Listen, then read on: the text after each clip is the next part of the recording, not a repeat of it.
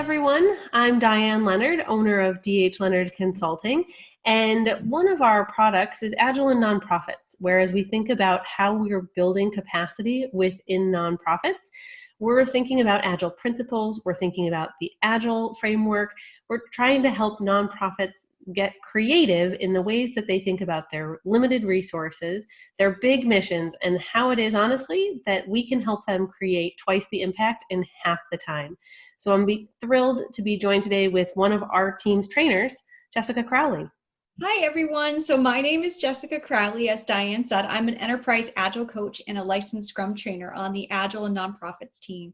I am so excited because we have a guest today, Solomon Belette. Solomon is the director of the Sanford Institute of Philanthropy at JFK University. He's also the author of a recent article that Diane and I read. It's called Agility of the Nonprofit Enterprise in this period of pandemic. Solomon, would you like to take a moment to tell our viewers a little bit more about your work at the Sanford Institute and your experience with Agile? Thank you both. Thank you, Diane and Jessica, for this opportunity to speak to your viewers today. And to just give you a background of myself, I have been intimately involved with the development, growth, and expansion of the Sanford Institute of Philanthropy, otherwise known as SIP, but it's not shelter in place, since 2015. The Institute itself is the brainchild of T. Denny Sanford, and you might have heard of T. Denny Sanford. He's a philanthropist who felt that traditional fundraising approaches to raise money for worthy causes, worthy nonprofit causes, at best were ineffective, and especially with high net worth donors like himself. So he experienced it as a donor and surmised that many others, like him, probably did not have a positive experience with professional fundraisers. So he believed that nonprofit fundraisers needed to be retrained in an approach that was less transactional, as in the sales world. This is not to put a negative spin on sales, but as in the sales world, but that fundraising should be more relational or even transformational when it comes to the donor. So this fundraising model represents a major shift from the traditional fundraising paradigm that has dominated philanthropy for many decades. So Sanford's vision is to make the Institute an educational vehicle in the fundraising space, targeting those involved in fundraising work, especially those new and emerging leaders who are getting started in philanthropy. And really the goal is to build a strong and robust program infrastructure around the country that is committed to the Sanford way. And so SIP at JFKU, which is the one that I'm affiliated with, among many others, have sprung to change the fundraising landscape through professional development and continuous engagement with graduates and alumni of our fundraising academies. And so SIP has established a strong brand and reputation for its unique approach and its commitment to a credentialed workforce. And I could say more about what is unique about cross-selling if you'd like. In the 5 years since the Institute was established, we've provided numerous training and skill building opportunities for nonprofit leaders. And that includes executive directors, board members, development professionals, as well as volunteers, all of which is intended to help them understand this new framework. And we use a textbook, and I do have a copy to show you if you're interested or you haven't seen it. It's called Cross-Selling the Sanford Way. Oh, nice. Can you zoom in on that a little? So we see, oh, okay, up higher. There you go. Cross-Selling the Sanford Way, perfect. Oh, wonderful. Okay, so. And this is the recent edition. This is the second edition of the book, and it has been revised because there were a lot of really excellent comments that we received from practitioners in the field that gave us some new insights about what would make the book even more effective. So it's a great textbook, and I use it all the time. So cost selling, just to in a nutshell, is a donor-centric approach. And like I said, it's relational, not transactional. and I'm sure you understand these languages and the work that you do. And the curriculum we offer provides a really a comprehensive 8 steps or 8 cycles or phases, beginning with prospecting and culminating in stewardship and everything else in between. So it really is a great book, an excellent book that I would highly recommend to your viewers or anyone interested in getting and having a deeper understanding of fundraising. So let me stop there and allow you to have a follow-up questions or anything that you might want to comment.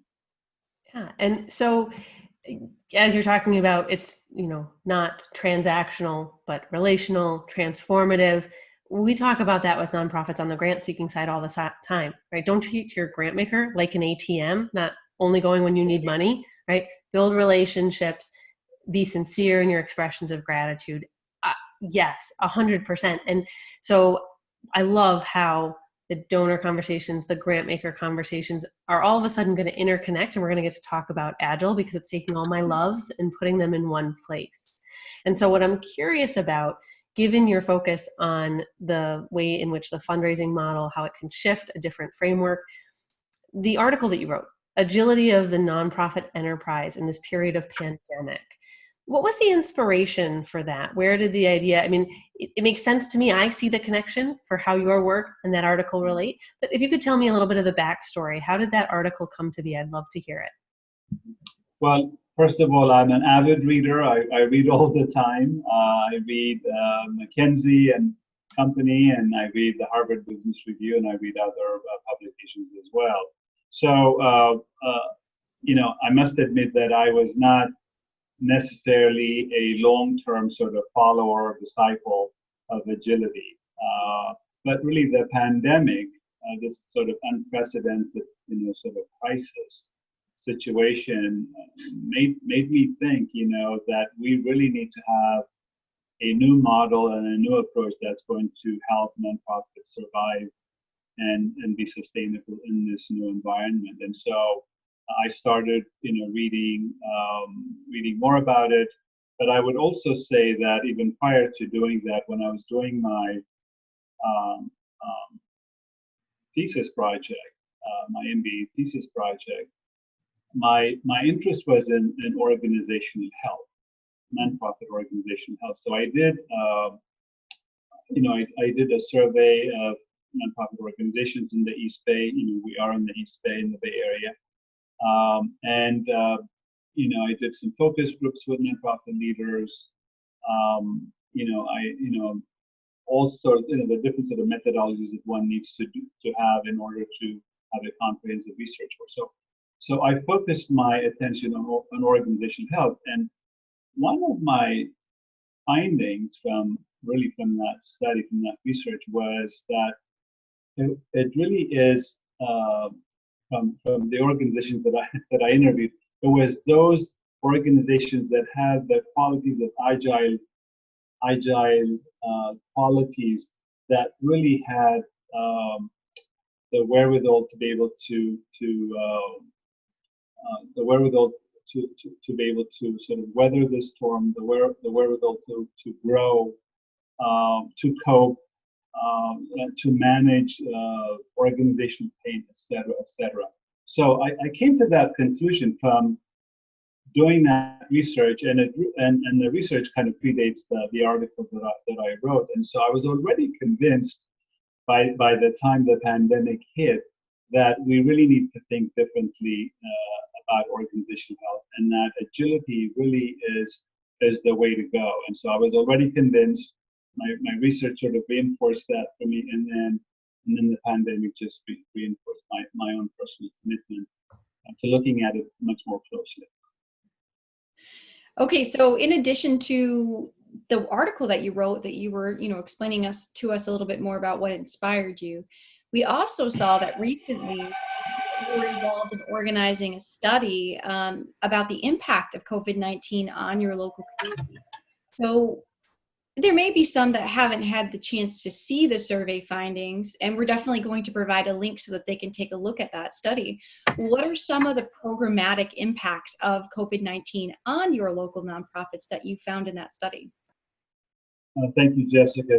That's a great question. And let me, I think for your viewers, it is important that when you do a survey of nonprofit organizations, that it's always best when you take a collaborative approach, so that you are sort of marshaling the resources of the community and the players in the community to do it and to really promote it and to sort of instill confidence in the participants of the survey. So from the outset, we decided to approach our survey in a collaborative way. The local funders, many of the local funders in the Sanford Institute of Philanthropy came together and developed and designed the survey. And so we reached out to about 174 nonprofit organizations. We had many more organizations to really survey, but the respondents were about 174, and that represents roughly 25% of those that were contacted. And so what we were interested was in knowing what is the immediate impact of COVID-19 right now, right at this moment. How are you feeling, and how is it impacting your staffing, your finance, your programmatically, how are you being impacted, etc. And then, but we also wanted to know what is the outlook 3 to 6 months down the road. What do you think is going to happen to your organization? So it was really rich data, and it was put together in a very short order, given how fast things were moving, and others were also doing surveys, so we didn't want to wait too long. So timing really was critical. But we did the survey, and in addition to the survey, we also did what I would describe as listening sessions. So we contacted a number of community stakeholders, and also talked to them about the impact that COVID-19 was having in their organizations. And so the survey in combination with the listening session really enriched the value of the findings from our perspective. So and I would ask you and your viewers to get a copy of the report and read it. But the impact, even the immediate impact, was pretty significant in terms of how organizations were feeling about how this would affect their clients. Very concerned about their clients, the most vulnerable clients, as well as nonprofits are often working with the elderly, the youth, the immigrants and refugees, the undocumented, etc. So the immediate impact of COVID-19 was going to be pretty significant, and the long term, even in the 3 to 6 months time horizon, was really scary for a lot of organizations, concerned and worried about whether or not they were going to make it. So those were our findings. But in addition, we also learned both from the listening sessions and the sort of additional narrative, qualitative sort of reporting that we received, that nonprofits by and large were responding in a very positive way. We're responding, we're very proactive, we're looking for ways to collaborate, looking for ways to engage their public officials, et cetera, all to indicate that they really had what it takes to be resilient and survive through this terrible and devastating pandemic. So those were the lessons we learned. And finally, I would say the implications of the findings, and again, you can read the report, was that in order to move forward in a positive way, we have some underlying issues that were uncovered, some of the systemic issues, which we knew existed, but it was sort of reaffirmed through this survey and the listening session. So what we're concluding is the need to really come together as a sector and as a community, nonprofits, philanthropy, government, businesses as well. We really need to come together to address these issues in order to get ahead of it. Yeah, and so I'm wondering, because having read the report and the fact You've that, read the report. oh, the whole thing, which is why we're going to put the link in the chat box, and so that folks can read it themselves and draw some of their own conclusions. And I was thinking about how, you're looking at a very specific community, but it really could transcend community lines and have lessons, I think, in any of the communities. We work with groups all across the country, and I think your findings represent what we're hearing. But something that I found really interesting, and I'd love to hear your thoughts on, is that by having both sides of the philanthropic equation involved, right? You had funders supporting the study, and then you had nonprofits willing to participate when they've got a million other things going on as they try to adapt and try to deliver services. So when you think about what happens next, so you've got a wonderful data set that helps show how are they reacting. Funders learned a lot, nonprofits learned from each other. Are you seeing changes in that philanthropic group? Are they using this data then to influence their potential next steps? Or are the nonprofits, do you think, are they willing to answer questions for a more longitudinal, like a second check-in with that group? I'm just curious to know if there's any kind of future steps or indications of what might happen as an impact result of your work. Sure. And it's a great question, Diane. Yeah, I think my sense is that the funders are very interested in continuing to be engaged because they worry about their grantees not being able to make it, having serious challenges and difficulties. So they're very, very committed. And this may be a different sort of funder pool than that perhaps you're accustomed to, but I don't know that. But our local funders are really committed to this effort, and they don't see this as a one-time sort of engagement, but rather a continuous engagement. So we do intend to have a follow-up survey in the fall, going to the same organizations that responded to the survey. So we're not reaching out to others, but really targeting those that responded to see what, if anything, has happened to them. Were their fears and anxieties and predictions coming to fruition, or have they been able to manage? Have they been able to sort of pivot in new ways and been able to sort of survive and sustain themselves? So yeah, we do intend to do that.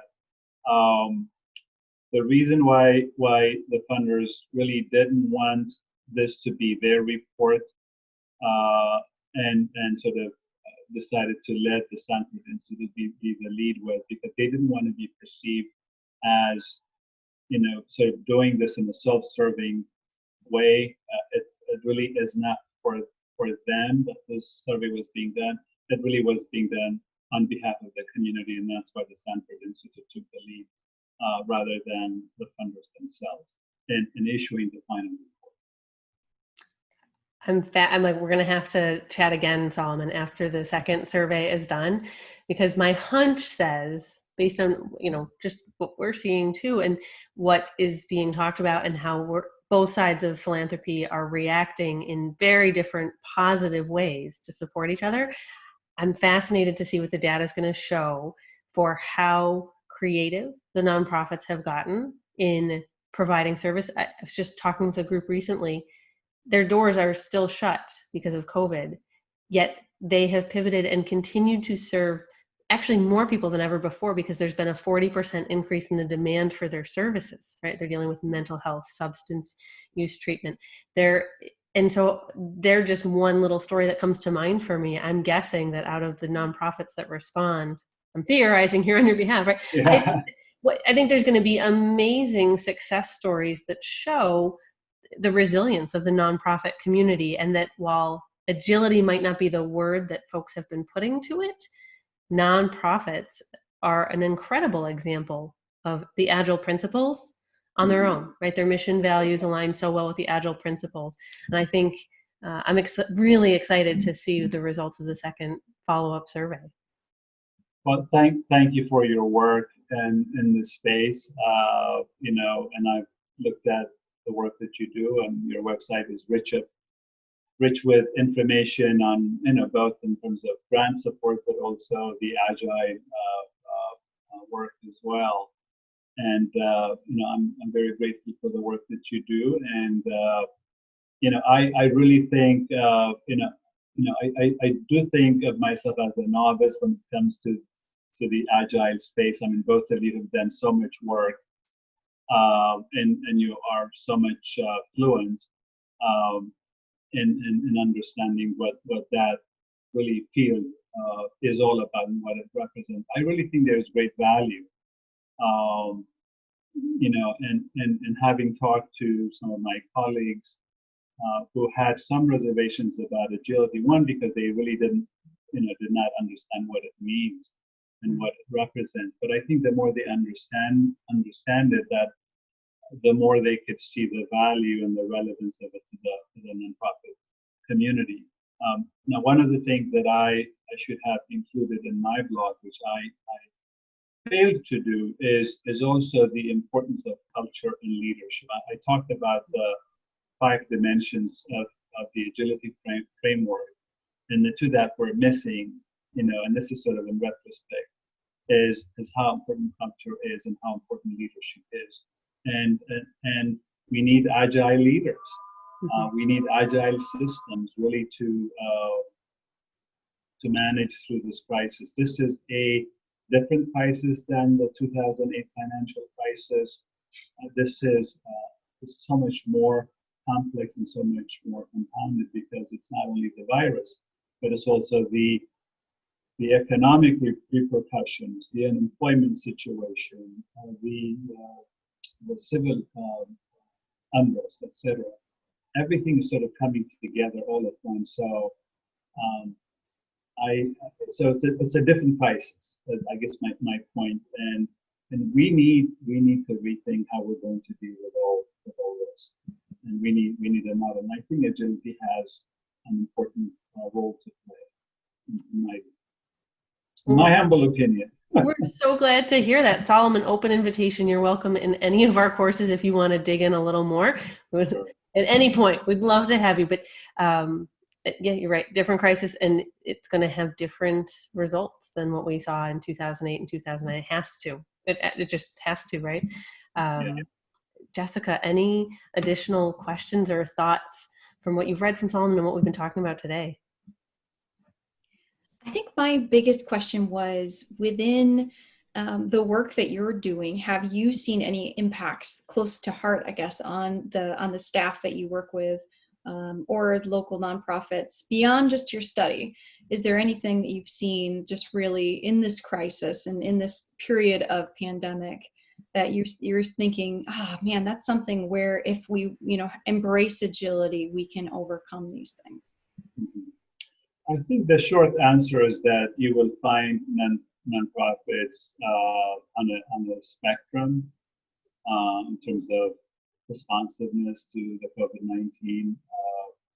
We all know from our studies on innovation that there are early adopters, and then there are sort of latecomers, and you could sort of expect that to happen in this with this crisis as well. I think some organizations have adapted quickly and have pivoted quickly, and I can speak more with greater confidence in terms of fundraising, because that's sort of what we do. A number of organizations have gone to a virtual platform, virtual fundraising events. They knew very little about virtual fundraising prior to COVID-19, but they quickly learned, were able to secure the technology that was needed. And the good thing about nonprofits is that they also talk to each other and share information and share resources. So the answer to your question is that I think many organizations have learned to adapt quickly and pivot as needed to be able to manage the challenges and new opportunities they're faced with. There are still some organizations that it may be due to their size, the smaller organizations I think tend to be struggling tend to be much more vulnerable in this environment, and we'll have to wait and see what happens to those organizations. But we're also hearing about mergers, mergers and consolidation, co-leadership opportunities, and new ways of sort of restructuring and even looking at governance in new ways. So I think that's what I'm seeing in our community, and I'm not sure about if that's the case in other communities, but I know in the East Bay and in the Bay Area at large, there's movement. The pandemic has set in motion new ways of thinking, and that's why I think agility has an important role to play. Agility for me is more the tactical, more the immediate things that organizations need to do, to deal with the systemic issues of racism and injustice and all the other issues. That to me is more of a long-term trajectory, more of a long-term strategy. But I think in terms of addressing some of the immediate sort of issues, operational issues, finance issues, portfolio issues, and things like that, you need the agility framework now more than ever. Right. The three things I picked up from what you said, next steps for nonprofits. The first one that I heard was responsiveness. So improving your time to respond to things that are unplanned, like a pandemic, and like civic unrest. The second thing I heard was embracing technology, being prepared in the face of something like chaos, to pivot and try out new forms of technology to still reach and create a lasting impact in your community. And the third thing I heard in that was collaborate wherever possible. Find out who in your community that you can pair with to still make sure that you're making those impacts that are so needed, especially now. I think it's interesting how much the demands have grown in the face of this, chaos, and how much that compares to the infrastructure that nonprofits have to try to build and put in place so that they can, withstand this increasing level of demand. So it's those three things I think are all very actionable things that any nonprofit can be implementing today. Yes, absolutely. And you summarized it so nicely. Thank you. Thank you for doing that. Thank you. I think that's very interesting, and it's definitely unique. We've done a few interviews, and I don't think anyone's really mentioned those three things. Those are definitely things that any, I think, nonprofit, despite whether they're small or if they're large and they have a lot of resources, any nonprofit can collaborate, can share, and can work on narrowing down their response time. And one last thing, because I've got all these books, and you shared a book. I have a recommendation that you might enjoy if you have it. It's not our book. It's just one that I love, and it's on my pile. Okay. Have you read Lean Impact yet? No, I haven't. This is an awesome book. I think it came out last year. Maybe it's been a year and a half. But this is got a forward from the gentleman that wrote The Lean Startup. So that's looking at for-profits. But I'm always, nonprofit folks, it seems to love. But so yeah, Lean Impact by Anne is, I think this is all about nonprofits, and it's a great way, however nonprofits are willing to talk about agility or get excited about it, they're going to find me, whether it's a cup of coffee or with a water. I'm like, we'll meet you wherever you are, right? Yeah. I'm sure that when you talk about your fundraising framework and changing the conversation, right, you'll meet nonprofits and the staff people wherever they are, and you'll have the conversation, right? For sure. Thanks for sharing the book. I love reading, so I'll see if I could get a copy and read it. So thank you. I mean, this was great. Thanks for the opportunity, Jessica. I appreciate you reaching out to me and giving me a chance to share a little bit about the work of the Institute and my interest and hopefully passion. So it's still in the works for agility and learning more about agility and learning more about the work that you do. I had no idea what Scrum was, so now Oh, more reading. That'll be fun. Solomon, it's been a pleasure, and we can't wait to hear how the second study goes and what the impact is, and hopefully maybe we'll have a chance to talk about it some more if you're willing. I will. Thank Thank you. you. Appreciate it. Excellent.